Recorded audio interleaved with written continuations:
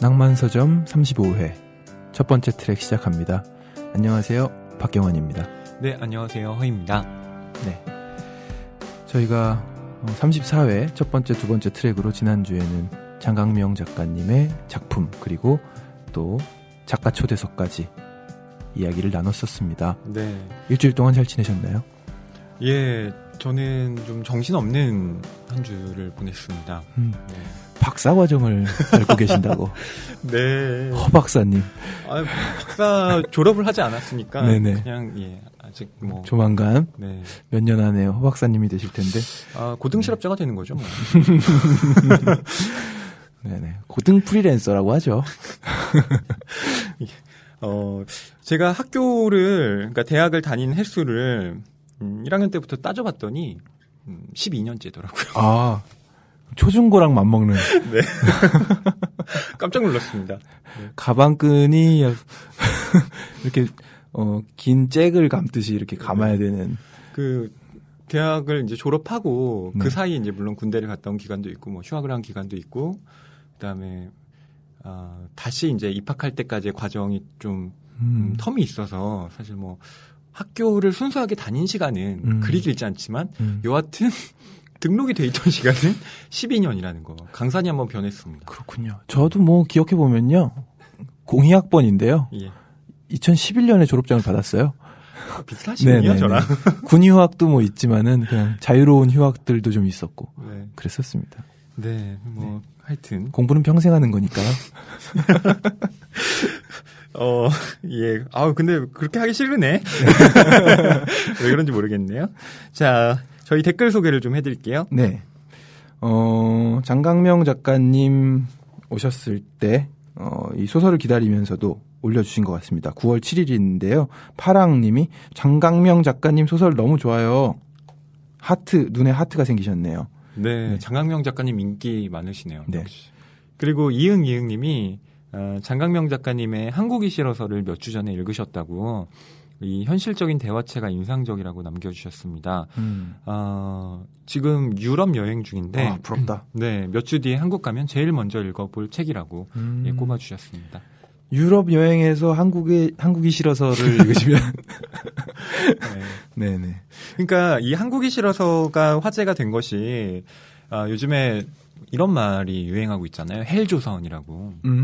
그러니까 지금의 한국 사회가 거의 뭐 지옥에 가깝다. 네, 이런 네. 그 풍자는 용어로 쓰이고 있는데요. 네. 그것과 맞물려서 이 한국이 싫어서라는 책이 또 주목을 네. 받고 있는 게 아닌가 싶기도 합니다. 네. 그리고 이윤님이 네. 장강명 작가님의 그 초대 방송을 들으시고 댓글 안 남길 수가 없는 방송이라고 장강명 작가님 말씀 잘 들으셨다고 네. 남겨주셨습니다. 네. 저희들도 참 마음에 울림이 남는 그런 시간이었던 것 같아요. 저희들 셋이서 이야기 나누면서 웃기도 하고 생각하기도 하고 하는 시간이었던 것 같습니다. 예. 또 저 개인적으로 아는 후배가 정말 어제 저한테 연락을 했어요. 밤에 장강명 작가님 방송 잘 들었다고 되게 좋았다고 하더라고요. 역시 작가의 인기가 또 팟캐스트에 반영이 되는군요. 댓글 남겨주신 분들 중에 또 선물 드릴 분 정해야죠. 네. 허희 씨 친구분 드리고 싶은데 댓글을 안 남기셔서. 네. 자, 임용시험 준비하는 그 후배. 그러면은 부러운 김에 이응님인데요. 유럽 여행 중이시다고. 그리고 한국 오시면은 제일 먼저 읽어볼 책이라고 하셨던 네. 이응님께 선물을 드리면 좋겠습니다. 저희 PD님 메일 주소로 연락처를 남겨주시기 바랍니다. 책 선물 보내드릴게요. 책이 가득한 그리고 소설을 사랑하는 책방, 이곳은 낭만 서점입니다.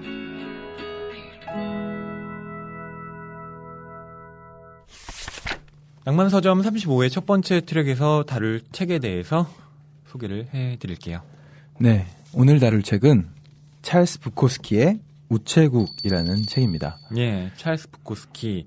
네, 경환 씨, 찰스 부코스키는 어떤 작가죠? 네, 찰스 부코스키 참 독특한 작가인데요. 미국 주류 문단으로부터 외면당했던 이단아, 그러나 전 세계 독자들의 열광적인 추정을 받는 작가 찰스 부코스키. 그는 1920년 독일 안더나우에서 태어났고 어릴 적 미국으로 건너가 로스앤젤레스에서 살았다고 합니다. 대학을 중퇴하고 24살 때 잡지에 첫 단편을 발표하지만 꾸준히 창작하지 못하고 오랜 기간 하급 노동자로 공장과 창고 등을 전전했다고 하네요. 이때 그러니까 하급 노동자라고 일부러 지칭한 건요. 그 찰스 부코스키가 도살장 그리고 개 사료를 만드는 공장에서 일했다고 해요. 네. 그러니까 뭐 그 자체의 일이 뭐 천하다 이런 것이 아니라 정말 좀 이제 힘든 그런 일들. 노동을 했다. 네. 이런 의미로 받아들이시면 되겠습니다. 네. 근데 그런 일들만 한 게 아니고요. 그러다가 우연히 취직한 우체국에서 우편물을 분류하는 사무 직원으로 12년간 일했습니다. 잦은 지각과 결근으로 마침 해고 직전이었던 그가 전업으로 글을 쓰면 평생 동안 매달 $100를 지급하겠다는 출판사의 제안을 받아들인 일화는 유명하다고 하네요. 예. 이전까지 시를 써오던 부코스키는 우체국에서의 경험을 바탕으로 장편 데뷔작 우체국 1971년 작품입니다. 이 작품을 펴냈고 작가의 분신인 헨리 치나스키가 처음으로 등장하는 소설이기도 합니다. 네. 그러니까 오늘 저희가 네. 찰스 부코스키의 첫 작품, 네. 예, 우체국을 다루려고 하는 건데요. 네. 경환 씨는 찰스 부코스키의 이력을 보시면서 네. 어떤 생각이 드셨나요? 이력만으로도 관심을 끌더군요. 책으로 빨려 들어갈 것만 같은. 재밌겠는데? 이력에서 벌써 매력을 느꼈고요. 네. 또 그냥 표지에서 네. 강한 임팩트를 받았는데 이제 뭐 헨리 치나스키인지 찰스 부코스키인지 잘 모르겠는 한 인물의 네. 초상화입니다. 네. 근데 딱 뒤를 넘겨보면 찰스 부코스키의 얼굴과 굉장히 닮아 있잖아요. 거의 네네. 실사판 같아요. 그렇죠. 네. 네. 이건 누가 그렸을까? 아무튼 이 그림이 매력적입니다. 남자의 주름살, 희끗희끗한 머리, 뻗치고 약간 튀어나온 턱. 뒷면 사진이랑 계속 비교해서 보게 되고 네. 이런 인물이구나. 그리고 재능을 가지고 있었지만 또 힘든 일들도 했던 시절이 있고 우체국에서는 12년간이나 네. 일을 했고 그런데 그 이후에 다시금 글을 쓰게 됐다는 면에서 정말 매력적이더라고요. 네. 그리고 찰스 부코스키가 이렇게 뭐 일하고 또 노는 삶을 살았지만 한편으로는 책을 많이 써서요. 네. 남긴 작품이 60권이 넘는다고 해요. 네. 시집도 쓰고 시도 쓰고 산문도 쓰고 소설도 쓰면서 계속 성실하게 글쓰기를 또 해왔던 거죠. 네. 저는 이 찰스 부코스키의 묘비명이 마음에 들더라고요. Don't try. 예. 노력하지 마라. 어떠세요? 노력하지 마라. 이게 참 짧으면서도 강렬한 메시지를 던지는 것 같은데요. 우리도 한 30여 년은 살았잖아요. 네. 정말 노력한다고 다 되는 게 아니라는 거를 깨닫지 않습니까? 예. 저는 실감하고 있습니다, 요즘에. 예. 뭐 다른 분들도 뭐 각자의 인생에서 뭐 경험을 해보신 것을 토대로 뭐 느끼실 텐데 그 노력해서 되는 게 있고 안 되는 것도 있고 노력과 전혀 상관없이 인생이 펼쳐지기도 하고 하니까 묘비명이 의미가 있는 것 같아요.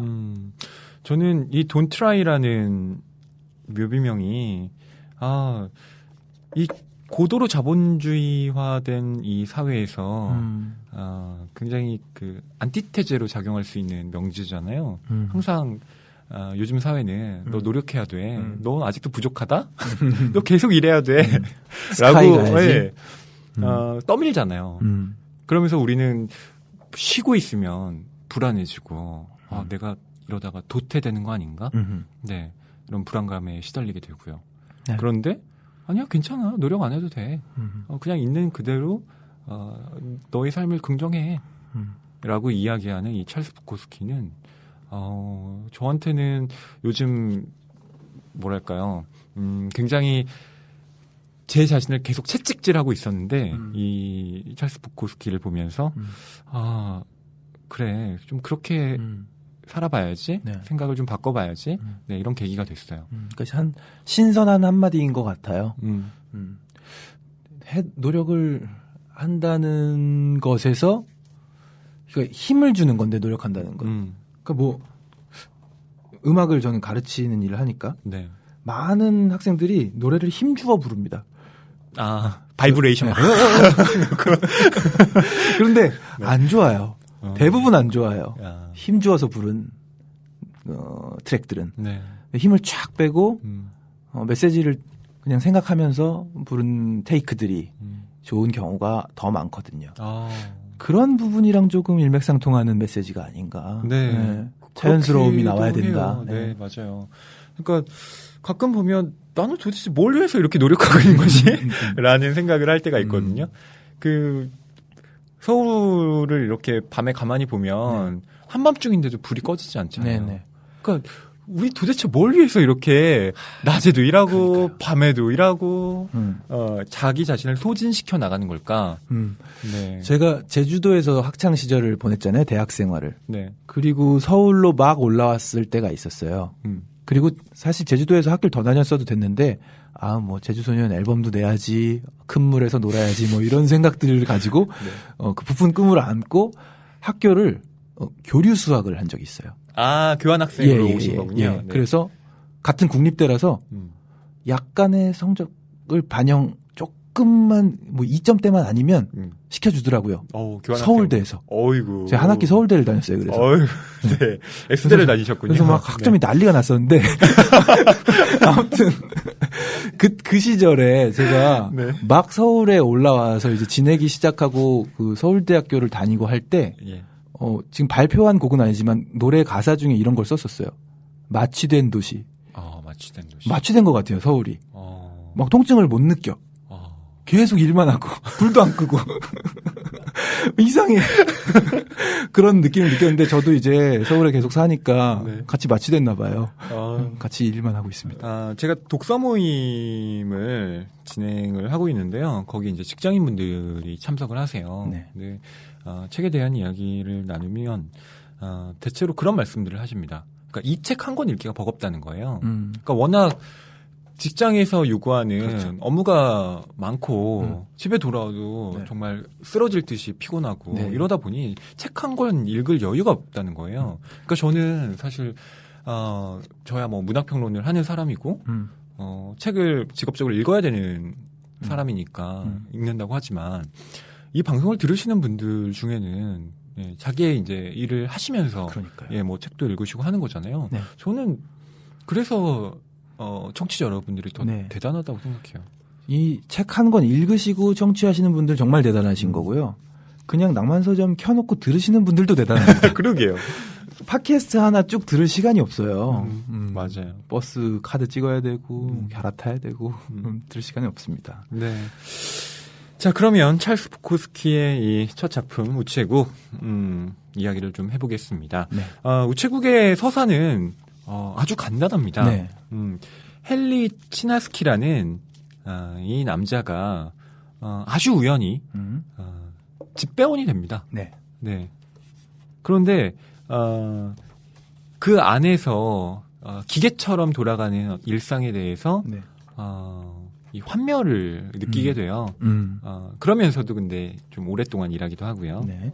그러니까 이 소설은 한마디로 정리를 하자면 어떻게 헨리 치나스키라는 사람이 집배원이 되었다가 그 집배원의 삶에서 벗어나 작가가 되는가에 대한 이야기라고 할 수 있습니다. 네. 네.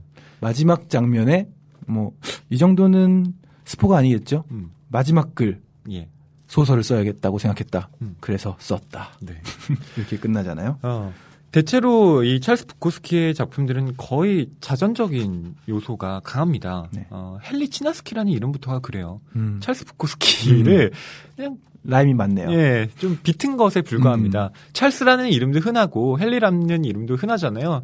찰스에서 헨리로 바꾸고 부코스키 대신에 치나스키로 바꾸고 그렇군요. 네, 그랬겠죠. 네. 네. 그러다 보니 실제로 우체국에서 일을 했던 자신의 경험들 그리고 그러면서 작가로서 글을 썼던 네. 자신의 그 생활들이 여기에 고스란히 반영되어 있습니다. 네. 자, 그럼 이 헨리 치나스키라는 남자가 어떻게 집배원이 되는지 그 부분을 읽어드릴까요? 처음엔 실수로 시작되었다. 크리스마스 즈음이었는데 저기 언덕배기에 사는 술주정뱅이가 귀뜸을 해왔다.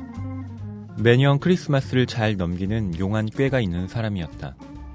거기 가면 개나 소나 다 써준다기에 가본 건데 어쩌다 보니 이 가죽 자루를 등에 짊어지고 어슬렁어슬렁 돌아다니고 있었다. 끝내주는 일이잖아? 나는 생각했다. 만만하잖아. 우체국에서 배정한 한두 동네를 마치고 나면 정규 집배원이 다른 동네 하나를 더 넘겨주는 정도였다.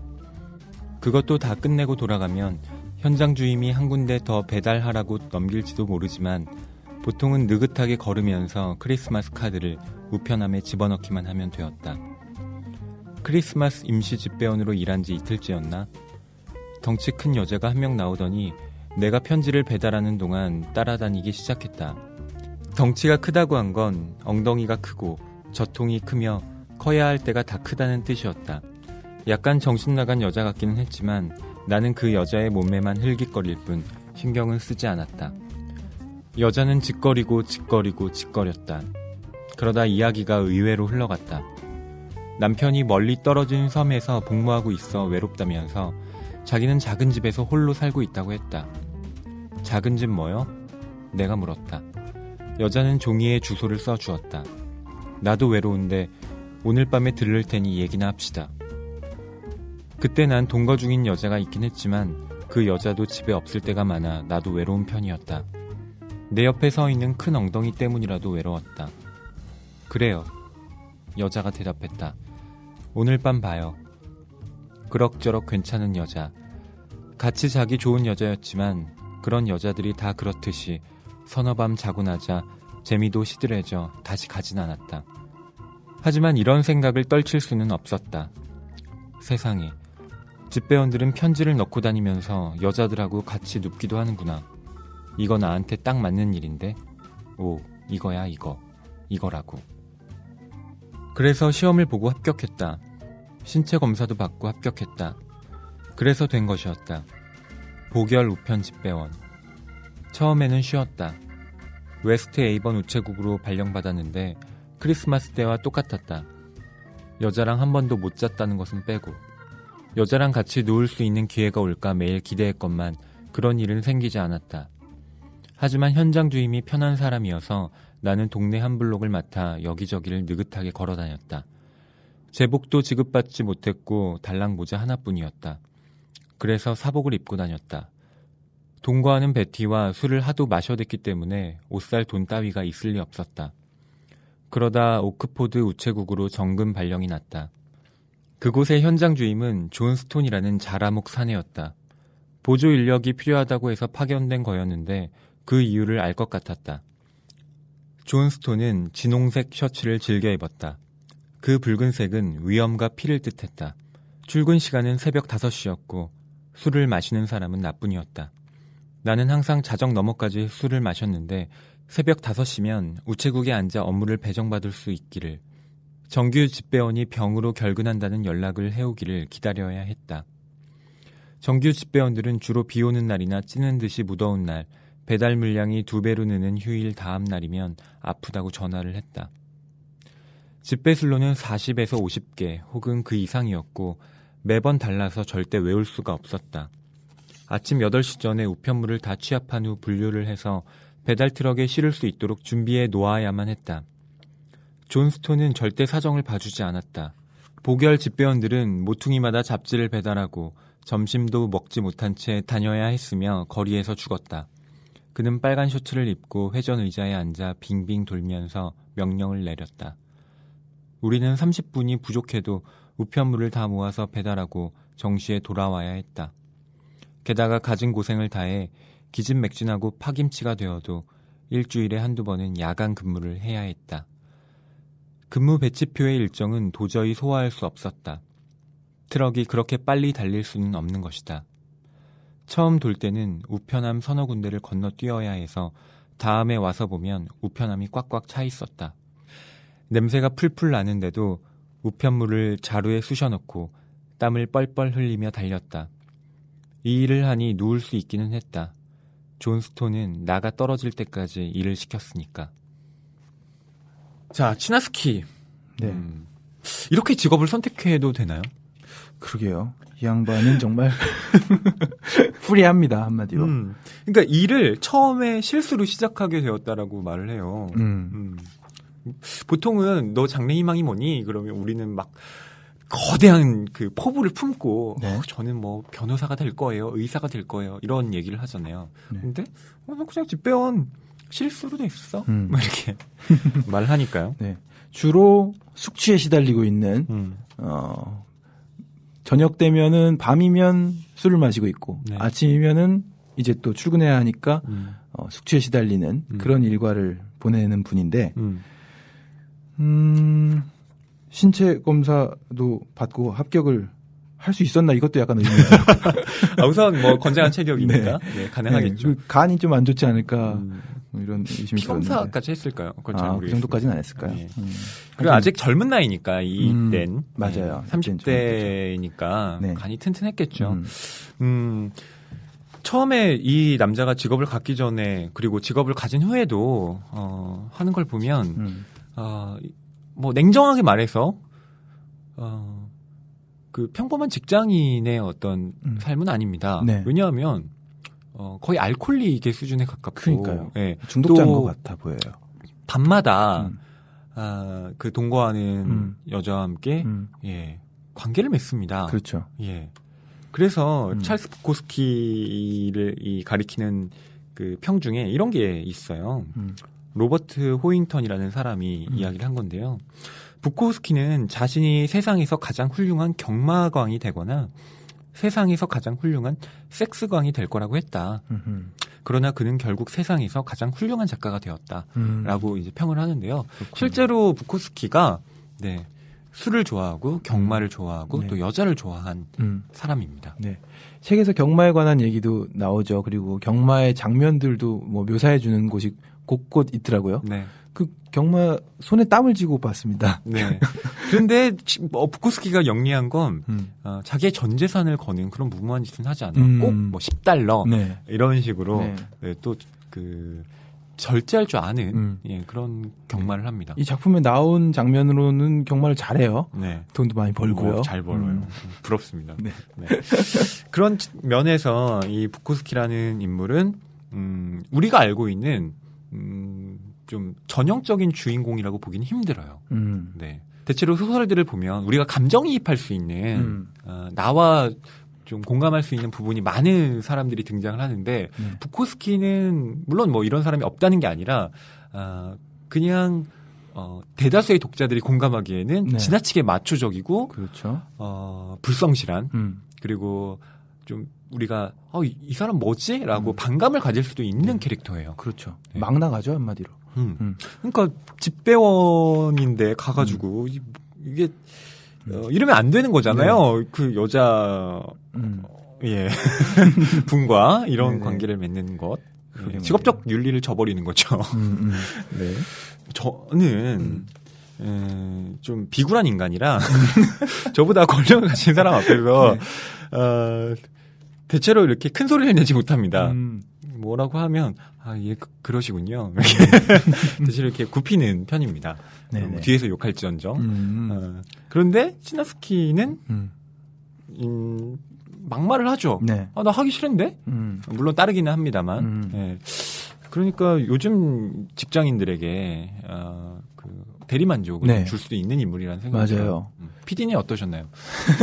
저희 PD님께 여쭤보고 싶기도 했는데. PD님의 직속 상관분들이 이 방송을 듣기 때문에 자유로우실 수는 없을 것 같고요.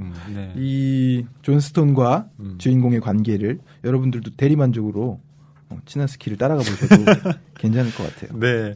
이 헨리 치나스키, 예. 찰스 부코스키의 분신과도 같은 주인공인데 이 자전적인 소설이라는 게 뭐 작가의 연대기에서도 드러나고 네. 하잖아요. 우체국에서 일한 경력도 있고. 그러면 이런 궁금증이 좀 생겨요. 네. 자전적인 소설이니까 이 소설 안에 등장하는 에피소드들도 실제로 본인이 한 일이었을 수 있잖아요. 뭐 그럴 그렇게 가능성이 볼 수도 있죠. 예, 아닐 수도 있지만 네. 그런데 너무나 적나라하게 이 첫 장면에서는 뭐 어떤 여성이 이 치나스키에게 와서 호감을 표현했고 그걸 받아들여서 또 관계를 하는 듯한 네. 예, 그런 장면이 첫 장면이지만은 네. 뒤로 가보면은 이 우편 배달하다가 네. 강간을 저지르는 장면도 나옵니다. 네. 네. 그러면은 이게 자전적 소설인데 그렇다면 뭐 이 작가인 부코스키가 네. 또 그런 일을 저지른 적이 있는 것인가? 그리고 그게 이렇게 아무런 윤리의식 없이 담겨도 되는 것인가? 이 책에서도 질문을 던지고 있더라고요. 나중에 후반부에는. 네, 역자가 네. 뒤에 또 옴기니의 말에서 네네. 그 부분을 이야기하고 있죠. 이 부분에 대해서 우리가 좀 어떻게 생각해야 될까요? 저는 찰스 부코스키가 우체국이라는 작품을 자서전이 아니라 분명히 소설의 형식으로 발표했다는 점을 좀 분명히 할 필요가 있을 것 같아요. 그러니까 아무리 자전적인 요소라고 해도 그것이 100% 자기의 어떤 과거를 그대로 반영하고 있느냐 그렇진 않거든요. 그리고 실제로 우리가 내가 했던 어떤 과거의 일들을 일기로 쓴다고 했을 때도 그게 정확하게 기록이 되지 않습니다. 언제나 자기의 어떤 관점 안에서 새롭게 재현이 되죠. 그런 면에서 이 소설이라는 것 그리고 찰스 부코스키가 아니라 헨리 치나스키라는 인물이 나오고 네. 또 보면 디테일들이 좀 달라요. 실제 그의 삶들 그러니까 그와 만났던 여자들에 대한 어떤 묘사나 그리고 상황들도 다르게 나옵니다. 그러니까 완벽하게 그 찰스 부코스키의 삶이 여기에 기록되어 있다라고 보기는 어렵고요. 그런 점에서 여기에 나오는 어떤 네. 강간에 대한 혐의를 반대로 찰스 부코스키에게 이제 소급시켜 적용해서 너 잘못했다. 그런 거 아니야? 너 이거 처벌받아야 된다. 이렇게 이야기를 하는 건 좀 지나친 판단일 수 있다는 생각이 들고요. 네. 또 한 가지는 저는 이것이 오히려 찰스 부코스키가 가진 솔직함, 자기 고백의 윤리일 수도 있다는 생각이 들어요. 역설적으로. 네. 어떤 거냐면 김수영이라는 시인이 있어요. 예, 경환씨 교과서에서 들어보신 적 있으시죠? 네, 그 풀이 눕는다. 바람보다 더 빨리 풀이 눕는다. 네, 그 김수영입니다. 네. 그 김수영 시인이 다른 시에서 이제 철을 때리고라는 이제 시가 있는데 거기서 철을 때리고 네, 아내를 때리는 거예요. 때리고. 네, 아내를 막 진짜 때리는 겁니다. 내용도. 근데 그러고 나서 시를 그거에 대한 시를 쓰는 거예요. 그리고 뭐 나는 왜 조그마한 일에 분개하는가에서 보면 이제 그 갈비탕 집에 들어갔는데 그 갈비를 조금만 주는 거예요. 거기에 대해서 막 화를 내는 거예요. 왜 나는 내 갈비탕이 비계덩어리만 주냐고. 그러니까 나는 왜 거대한 일에 이렇게 뭐 사회 어떤 현실에 대해서 비판하는 것이 아니라 이렇게 내 조그마한 일상에 대해서만 화를 내느냐에 대해서 시를 쓰고 있거든요. 그럼 거기에 대해서 야, 이 김수영이 속 좁은 인간이라고 우리가 비판할 수 있는가? 사실 그렇지 않다는 거죠. 오히려 그러니까 그렇게 철을 때린 그리고 그렇게 조그마한 일에 분개한 김수영 자기 자신을 드러내는 방식이 오히려 솔직함의 어떤 도덕을 보여줄 수 있다는 것. 그러니까 자기 자신을 결국 치장하거나 위선적으로 보이려고 이렇게 하지 않는다는 거예요. 그것 자체가 갖고 있는 힘이 있다라고 볼 수도 있는 거죠. 네. 사람이 가지고 있는 어떤 더러운 면, 숨기고 싶은 면, 누구나에게 있을 수 있는데 예술적이라고 말하면은 좀 미화하는 걸까요? 어쨌든 예술적인 방식으로 승화시키는 그런 작가들이 있는 거네요. 그렇게 네. 볼 수 있고요. 물론 이제 정말로 아내를 때리고 이렇게 한 거 비판 받아야 됩니다. 비판 받아야 되는데 단순히 거기서 끝나서는 안 된다는 거죠. 그냥 작가 나쁘네 이렇게만 단죄하는 건 보다 좀 이 작품을 해석하는데 좀 방해가 될 수 있다는 거예요. 그리고 이 책에 부코스키가 시작을 하면서 두 줄 써놨어요. 예. 이 작품은 허구이며 아무에게도 바치지 않는다. 네, 그렇죠. 네. 그러니까 최선의 안전장치를 또 마련해 준 거죠. 이게 오히려 반어법인 것 같다는 생각이 들어요. 네. 아, 이거 만약에 이 소설은 100% 사실입니다라고 했을 때면, 감당해야 되는 후폭풍이 장난 아니겠죠. 네. 그런데 뭐, 그, 치나스키가 또 이렇게 방탕하기만 하냐, 완전 악한이냐 네. 하면, 그렇지가 않습니다. 네. 착한 구석이 있습니다. 착한 구석이 드러나는 부분들이 좀 있어요. 예. 그게 이 쥐지라는 인물에 대해서, 치나스키가 갖는 태도인데요. 이 쥐지라는 인물은 한평생 우체국에서 성실하게 일한 사람이죠. 또 70살 가깝다고 나왔던 것 같아요. 60살이요. 60살. 그리고 이 쥐지는 그 편지를 배달하는 그 길에서 아이들을 만나면 참 잘 대해주는 인자한 할아버지기도 해요. 사탕을 그렇죠. 나눠주면서 네. 네, 이렇게 머리도 쓰다듬어주고. 네. 그런데 어느 날 오해가 생겼습니다. 네. 아이에게 사탕을 주다가 성추행 혐의로 고발당합니다.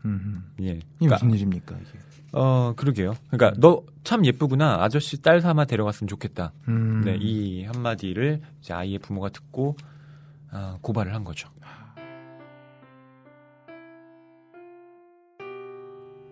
어느 날 아침 일찍 쥐지 옆에서 우편물을 분리하고 있을 때였다.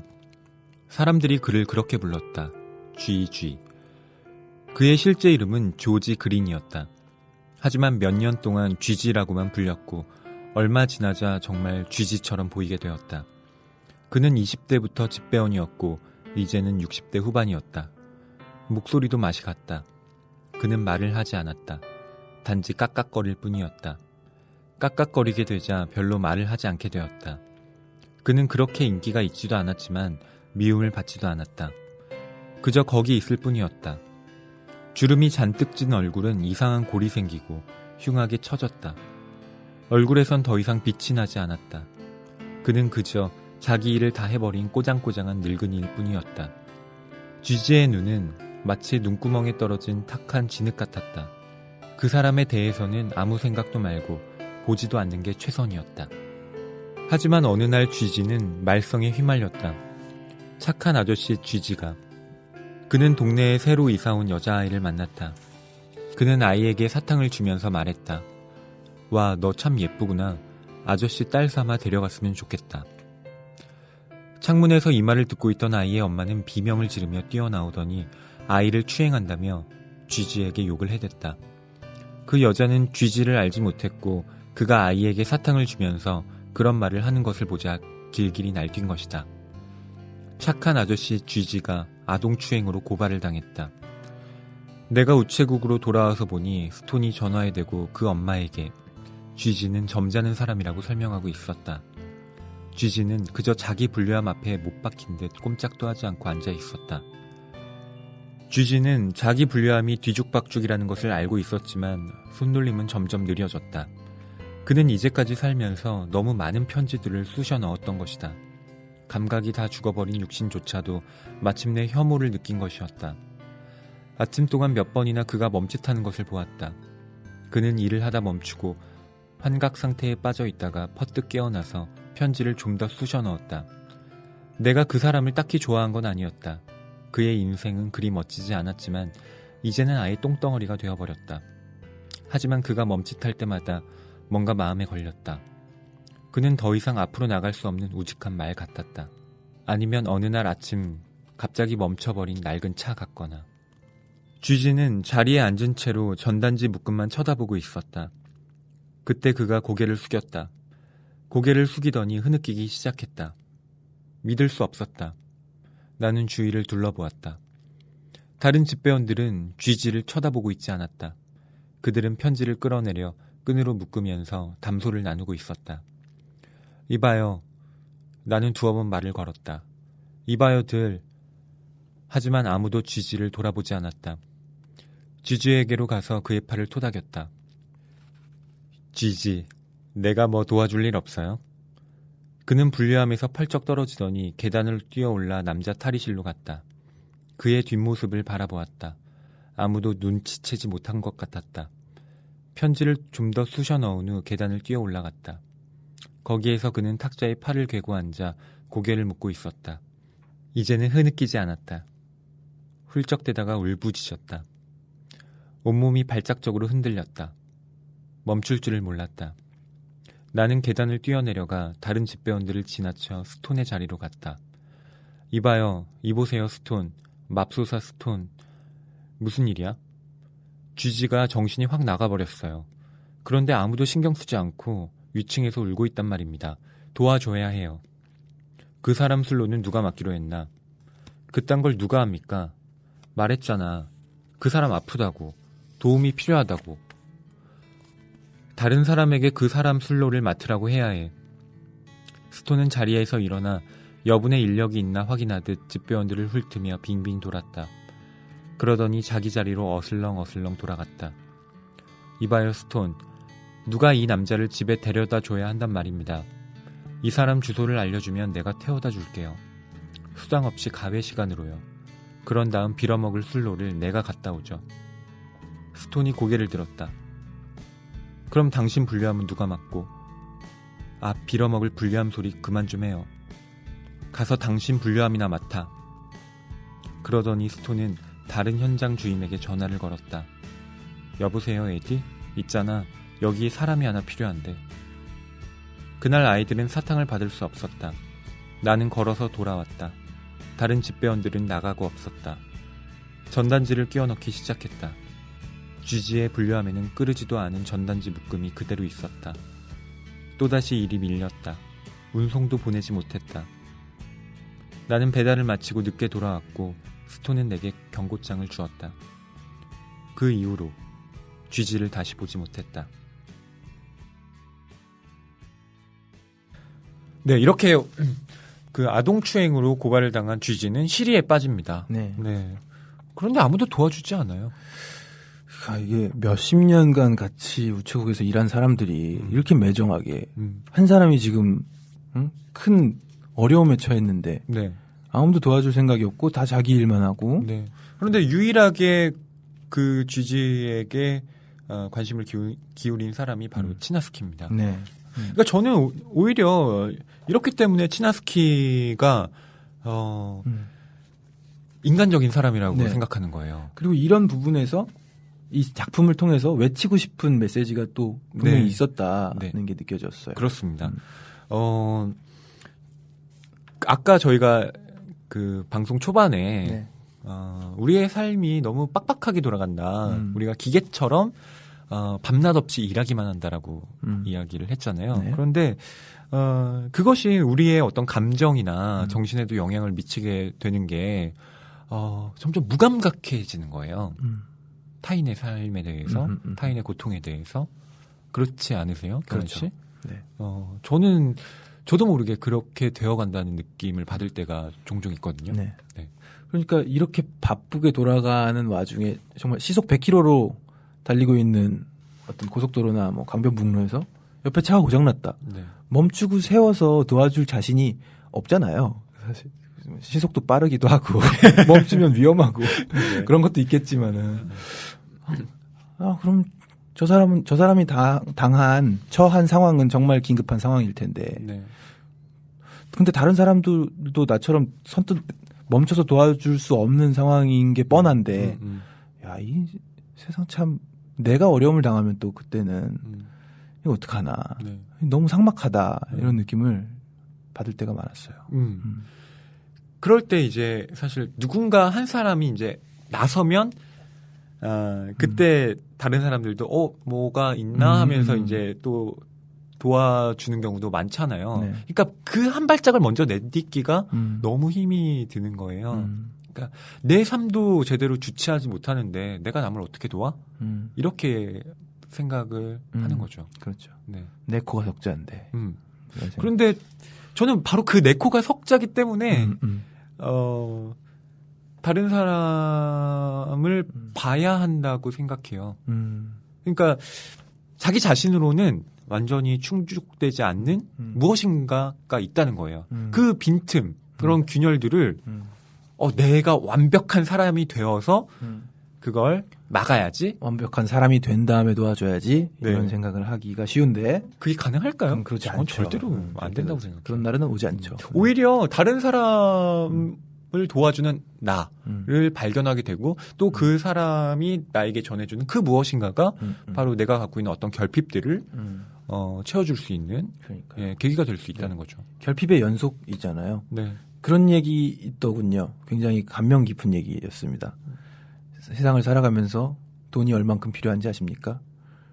모르겠네요. 1억? 뭐 100억? 다 아니고요. 네. 조금만 더. 아, 조금만 더. 아, 맞아요. 전 조금만 더 있었어요. 조금만 더 있으면 다 됩니다. 아, 사실 전 조금만 더는 아닙니다. 많이. 좀 많이 더. 좀 많이 더. 그러니까 결핍이 멈추지 않고 늘 살아가는 건데 우리가 마음을 좀 여유 있게 가져야 될 것 같습니다. 네, 그렇습니다. 여하튼 이렇게 그 보결 집배원으로서 인턴으로서 일하던 이 치나스키는 3년 후에 정규 집배원이 됩니다. 그런데 그렇게 기뻐하지는 않아요. 네. 네. 시크합니다, 좀. 네. 그 부분, 네, 경환 씨가 좀 읽어주시죠. 3년 후 나는 정규 집배원이 되었다. 이 말인즉 휴일에도 급여를 받을 수 있고 보결은 휴일 급여가 없었다. 일주일에 40시간 일하고 이틀 쉴 수 있다는 뜻이었다. 나는 분류함에 빠삭했고 술로마다 있는 지름길과 덫도 배웠다. 매일 일이 좀 더 쉬워졌다. 남 보기 편안한 외모로 가꿀 수도 있었다. 그렇다고 아주 행복한 건 아니었다. 나는 굳이 고생을 자처하는 사람은 아니었고 일은 여전히 어려웠지만 어쨌든 옛날 보결 시절의 매혹은 사라지고 없었다. 다음에는 어떤 빌어먹을 일이 생길지 확실히 알 수 없다는 그 긴장감이. 정규 집배원 몇 명이 와서 악수를 청했다. 축하하네. 예, 뭘 축하한다는 거지? 아직 아무것도 한 게 없는데. 이제 클럽의 일원이 되었다. 그들의 동료였다. 몇 년이고 더 근무할 수 있고 궁극에는 내 술로를 정할 수도 있을 것이었다. 내 구역 사람들에게 크리스마스 선물도 받을 거고 내가 아파서 결근하면 사람들은 불쌍한 보결 자식에게 말하겠지. 매일 오는 집배원은 오늘 어디 갔수? 늦었네. 정규 집배원은 절대 늦지 않는데. 아무튼 그렇게 거기까지 왔다. 그때 분류함 위에 모자나 장비를 놔두지 말라는 공고문이 게시판에 붙었다. 직원 대부분이 그 위에 모자를 두었다. 모자 좀 둔다고 어디가 다른 것도 아니고 굳이 탈의실까지 가는 수고도 덜 수 있었다. 난 모자를 3년이나 거기 두고 지냈는데 이제는 그렇게 하지 말라는 명령을 받은 것이다. 나는 여전히 술 기운이 가시지 않은 채로 출근했고 모자 따위는 안중에도 없었다. 그래서 모자는 명령이 내려온 다음 날에도 그 자리에 있었다. 스톤은 경고장을 들고 뛰어왔다. 어떤 장비든지 분류함 위에 놔두면 규율이나 규정에 어긋난다는 것이었다.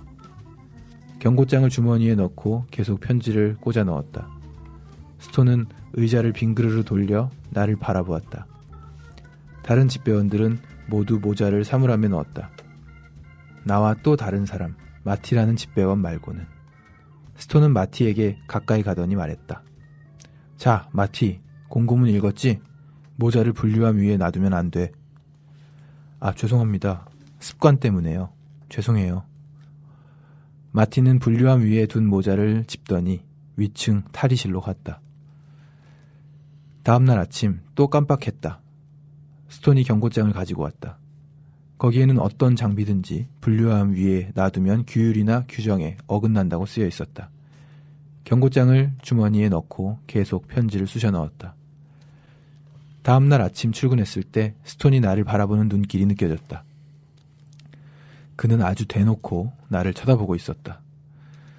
내가 모자를 어떻게 하나 보려고 기다리는 것이었다. 그가 잠시 기다리도록 놔두었다. 그런 다음 모자를 벗어 분류함 위에 두었다. 스톤이 경고장을 들고 뛰어왔다. 읽지 않았다. 휴지통에 던져버리고 모자를 그 위에 둔 채로 우편물을 계속 꽂아 넣었다. 스톤이 타자기를 치는 소리가 들렸다. 자판을 누르는 소리에 분노가 어려 있었다. 저 자식이 어떻게 타자 치는 법을 배울 수 있었는지가 궁금한걸 생각했다. 그가 다시 왔다. 내게 두 번째 경고장을 건넸다. 그를 쳐다보았다. 이거 읽을 필요 없어요. 뭐라고 쓰여 있는지 아니까. 첫 번째 경고장을 읽지 않았다고 하는 것 아닙니까? 두 번째 경고장도 휴지통에 던져버렸다. 스톤은 다시 타자기로 뛰어갔다. 그가 세 번째 경고장을 건넸다. 이보세요. 나는 말했다. 이 모든 게 무슨 말인지 알아요.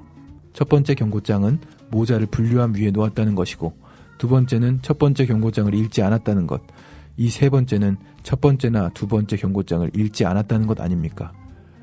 그를 쳐다본 후 경고장을 읽지도 않고 휴지통에 던졌다. 이젠 당신이 타자를 치는 족족 이걸 던져버릴 겁니다. 몇 시간이나 이러고 있으면 우리 둘 다 꼴만 우습게 되겠죠. 하든가 말든가는 당신에게 달린 겁니다. 스톤은 자기 자리로 가서 앉았다. 그는 다시 타자를 치지 않았다. 그냥 앉아서 나를 쳐다보았다. 다음 날은 출근하지 않았다. 정오까지 잤다. 전화도 하지 않았다. 그런 다음 연방우정사업본부로 갔다. 그 사람들에게 내 용건을 말했다. 빼빼 마른 노파가 앉아있는 자리로 안내를 받았다. 여자는 고개를 앞으로 내밀고 안경 너머로 나를 쳐다보았다. 무슨 일이죠? 사직하고 싶습니다. 사직해요? 네, 사직이요. 정규 집배원이에요? 네. 나는 대답했다. 쯧쯧쯧쯧쯧쯧. 여자는 마른 입술로 이 소리를 계속 냈다. 여자는 해당 서류를 주었고 나는 앉아서 서류를 작성했다. 우체국에 얼마나 근무했죠? 3년 반 근무했습니다. 쯧쯧쯧 쯧쯧쯧. 여자는 계속 그 소리를 냈다. 쯧쯧쯧쯧. 그래서 결국 그렇게 되었다. 나는 집에 있는 베티의 곁으로 돌아갔고 우리는 술병을 땄다.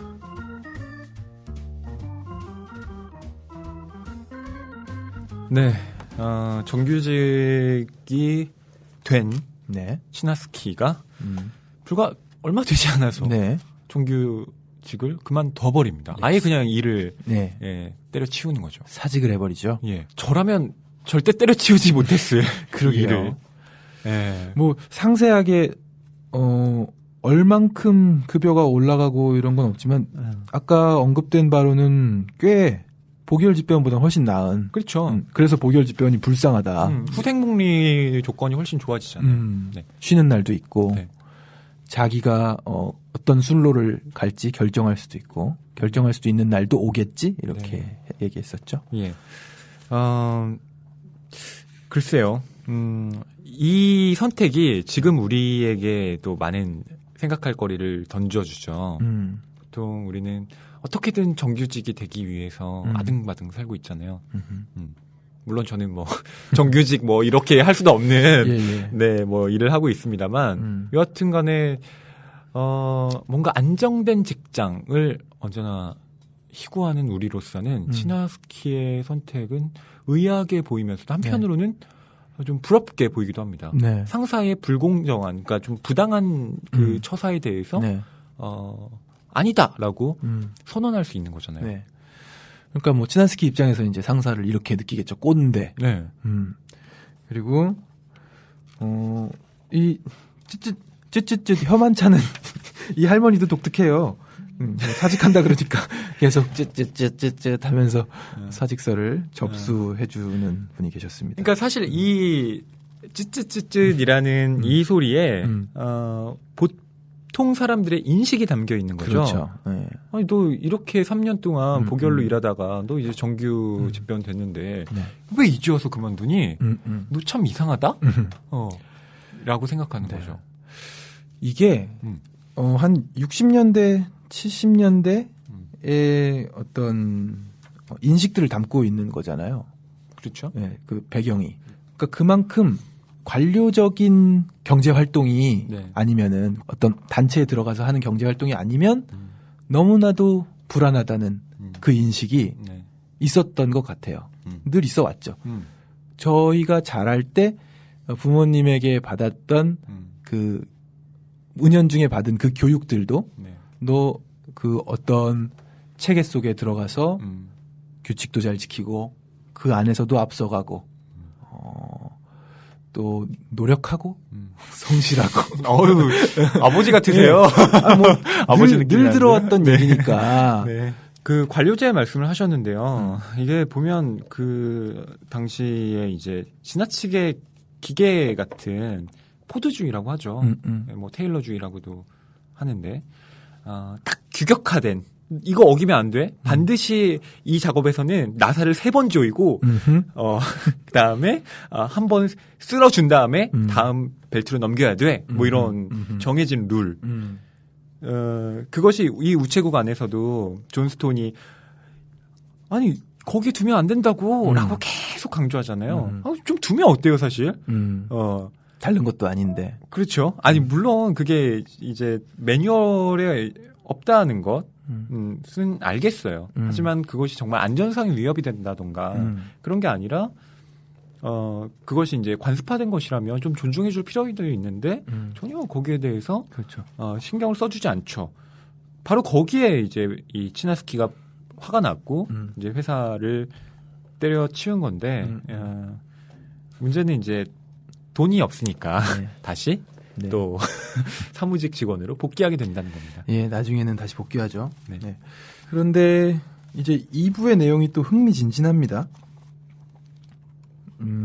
새로운 여성을 만나요. 네. 그리고 알고 보니 그 여성이 굉장히 돈이 많은 집안에 사랑받는 딸이에요. 그렇죠. 손녀고. 드디어 부유한 여자를 만났구나. 왜 이렇게 아우 잘 됐네. 뭐 이런 생각. 문학 작품의 느낌이라기보다는 약간 헐리우드 영화 보는 것처럼 뭔가 신데렐라 스토리를 예. 변용한 듯한. 예, 예. 네. 남성이 이제 여자를 또 젊은 여자 예, 예쁘고 젊은 여자를 하면 조이스라는 여자. 네, 조이스라는 여성을 만나서 야 인생 역전하는구나 뭐 이런 느낌을 받으면서 술술 읽혔던 장이기도 합니다. 굉장히 좀 뭐랄까 네. 약간 그 선망의 표정도 아니 뭐 재미가 있어 보이잖아요. 이게 네. 삶이 그냥 막 살았는데 이런 행운이 여자를 찾아온 만나요. 것 같은. 그런데 뭐 치나스키가 여자가 돈 많다는 거에 대해서 네. 뭐 그렇게 되게 좋아하지도 네, 않습니다. 전혀 좋아하지 그리고 않아요. 그 조이스라는 여성도 우리는 둘 다 직업을 얻어야 한다. 그래야 당신이 나의 돈을 노리고 접근한 게 아니라는 것을 우리 가족들에게 증명할 수 있다라고 그렇죠. 네, 말합니다. 그런데 이 치나스키가 이렇게 말을 합니다.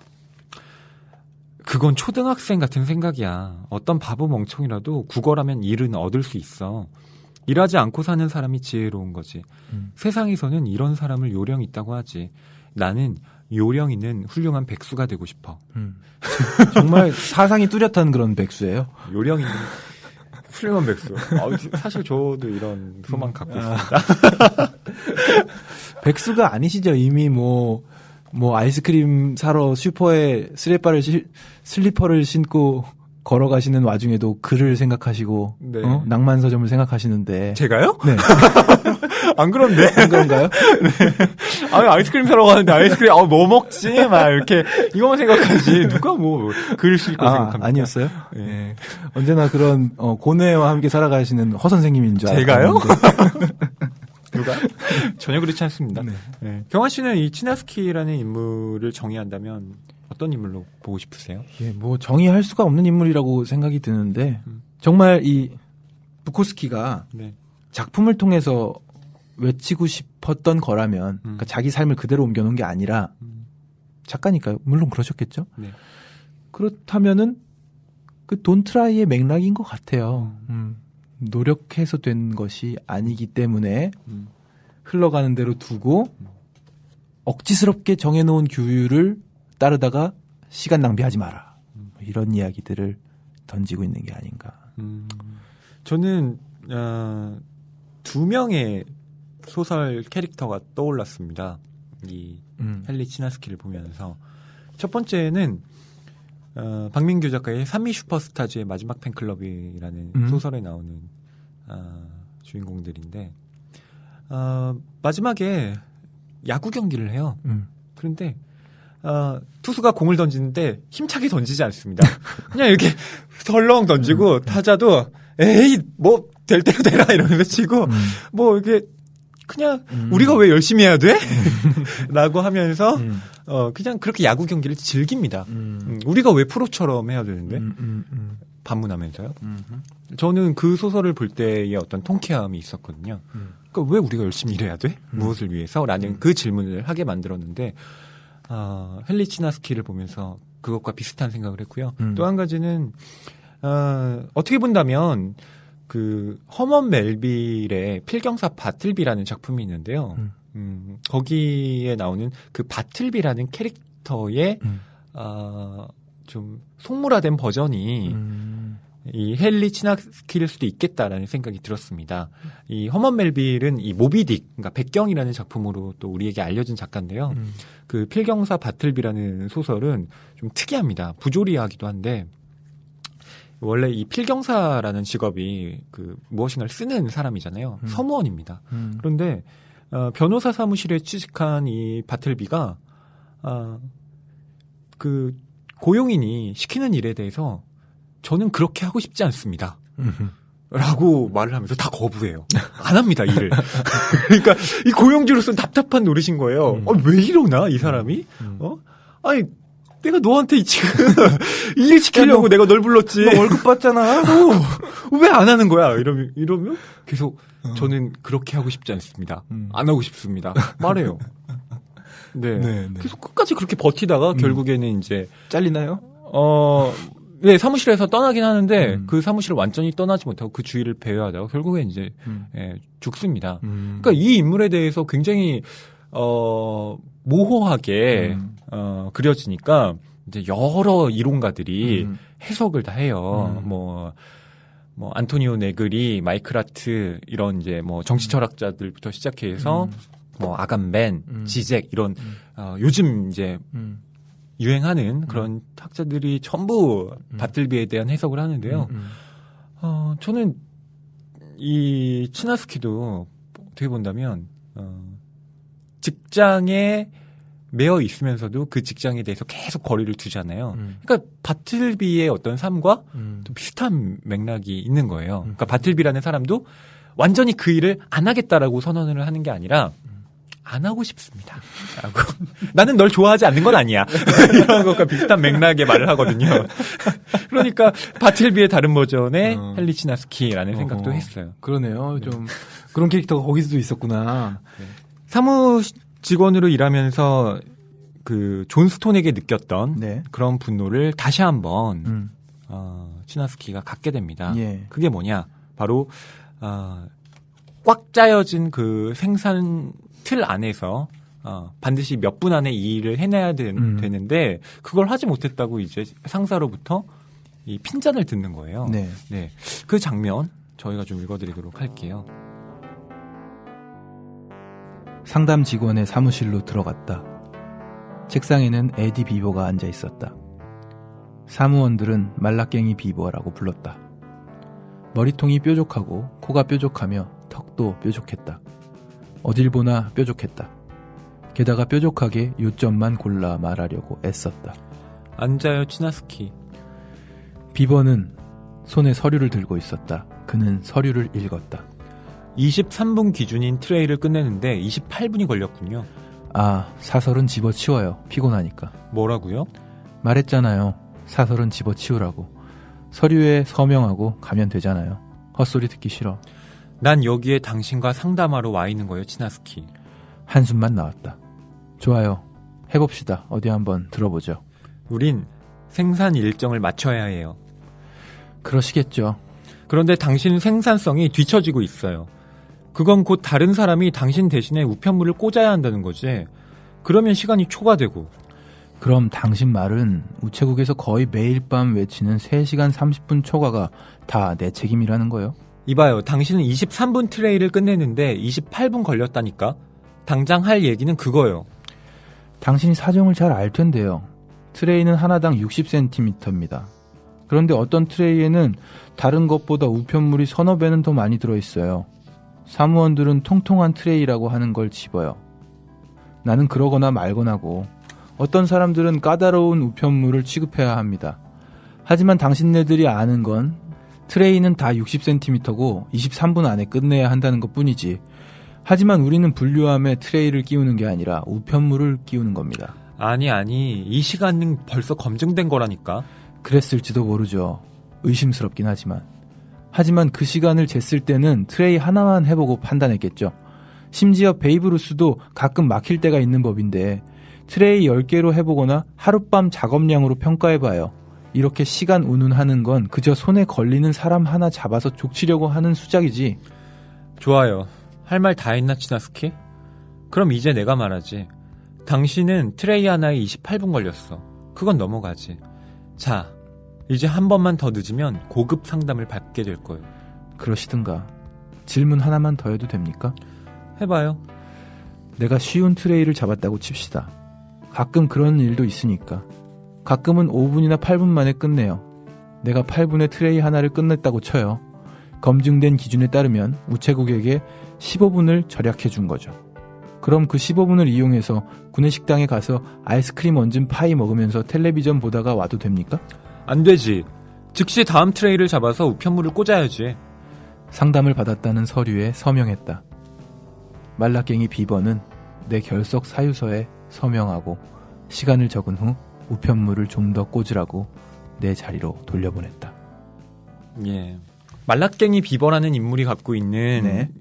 이 태도는 사실 뭐 이 개인의 생각이라기보다는 당시 그리고 이 우체국의 시스템이 갖고 있는 바로 그 관점이라고 해도 되겠죠. 저는 이 장면 읽으면서 약간 책을 꽉 쥐게 됐던 것 같아요. 아, 왜요? 특히 방금 마지막에 읽었던 네. 안 되지. 다음 트레이를 잡아서 우편물을 꽂아야지 하는데 가슴 한켠이 꽉 막혀오면서 그리고 이 글씨는 책을 이제 펼쳐서 보시면 아시겠지만 글씨체가 달라요. 일부러 이렇게 또 디테일을 신경 쓰시기도 하나 봐요. 그렇죠. 편집자분께서. 네. 참 답답한 어떤 감동이 밀려오는.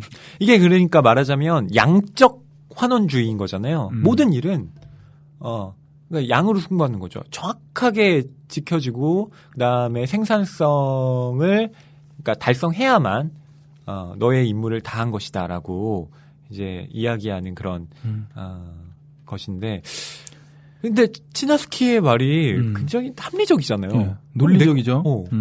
내가 일찍 끝냈으면 그럼 나 놀다 와도 되는 나 거야? 가서 아이스크림 파이 먹고 와도 돼? 물어봤더니 안 된다고. 또 다른 일 해야 되는 거예요. 네. 뭡니까 이게? 그러니까 그게 지금 뭐 당시뿐만 아니라 요즘에 이야기를 하고 있는 그러니까 우리한테 주지시키고 있는 그런 이데올로기이기도 하잖아요. 네. 예. 아, 참 답답합니다. 관료제라는 것은. 우리가 나은지도 몰라요. 프리랜서. 그럴까요? 경제적으로는 모르겠지만. 그러니까 심리적으로는. 아니 근데 프리랜서는 저는 이렇게 생각해요. 이 비버라는 인물이 뭐 직장인들한테는 외부에 있죠. 네, 그냥 외부에 있는 사람입니다. 그런데 프리랜서의 경우에는 그 비버라는 인물이 내 안에 또 한 명 존재하고 있어요. 아하. 그렇죠. 네. 나를 닥달하는 나. 내가 이렇게 해도 되나? 일단 이렇게 일 없으면 안 되는데 더 해야지. 맞아요. 네. 그래서 제가 이제 막 갓 대학을 졸업하는 친구들이랑 이야기를 나눌 때 많은 친구들이 프리랜서를 꿈꾸거든요. 그래요? 네. 그러면 프리랜서라고 해서 업무량이 적다고 생각하지 마라. 너 혼자 집에서 맨날 밤새야 될 수도 있어. 이런 그 말 얘기를 동감합니다. 예, 해줍니다. 네. 그렇기 때문에 저는 마지막에 헨리 치나스키가 소설가가 되는 것, 네. 이 마지막 결말이 좀 의미심장하다고 생각해요. 네. 이 치나스키는 그럼 소설가가 된 다음에는 좀 본인의 업무량이 괜찮았을까요? 그거 궁금해지네요. 그런 부분에 대해서 이렇게 고백한 작품은 없겠죠? 찾아보고 싶어집니다. 찰스 부코스키의 산문집이 또 얼마 전에 나왔습니다. 네.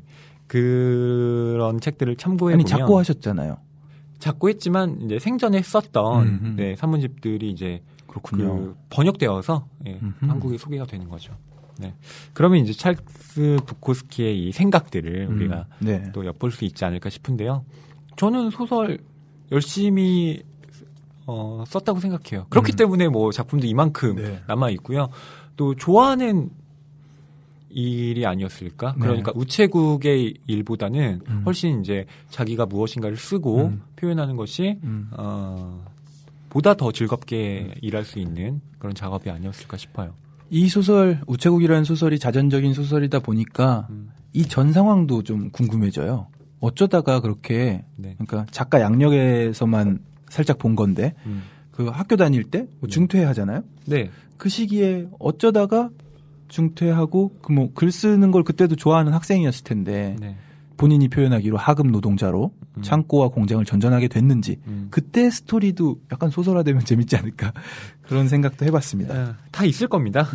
저희가 지금 네. 우체국 한 것만 가지고 이야기를 하니까 찾아보면 그런 것이고, 있겠죠. 예. 네. 이제 또 다른 찰스 부코스키 책들 저희가 오늘 소개해드렸으니까 여러분들이 또 관심 있게 읽어보시면 어떨까 싶어요. 네. 경환 씨 어떠셨나요?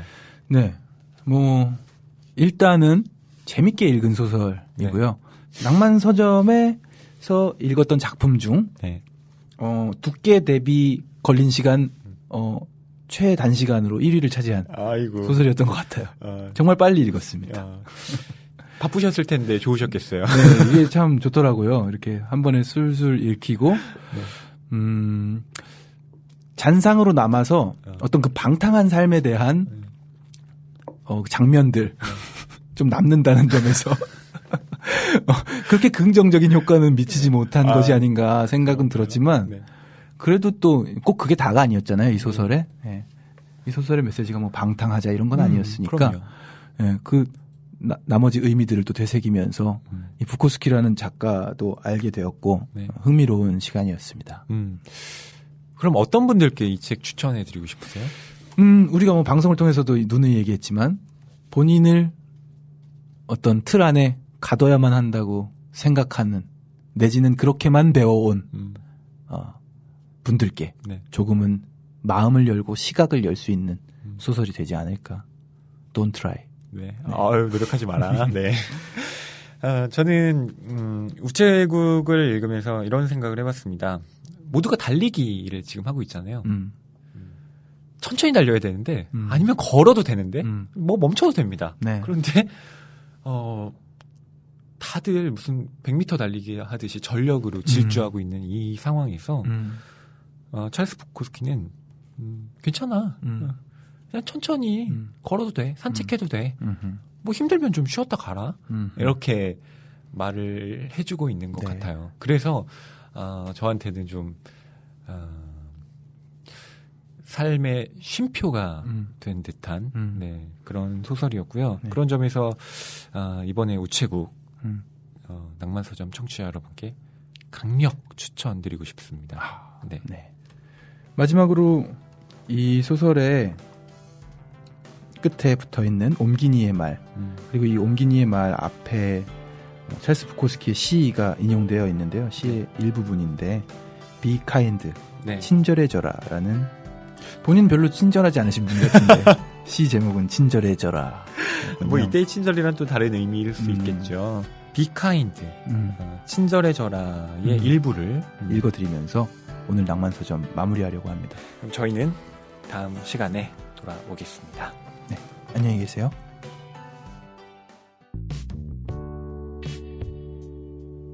나이는 죄가 아니다. 하지만 일부러 흥청망청 살았던 수많은 삶 중에 일부러 흥청망청 살았던 부끄러운 삶은 죄이다.